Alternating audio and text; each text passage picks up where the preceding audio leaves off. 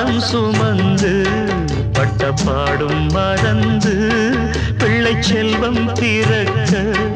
அள்ளி கையில் எடுக்க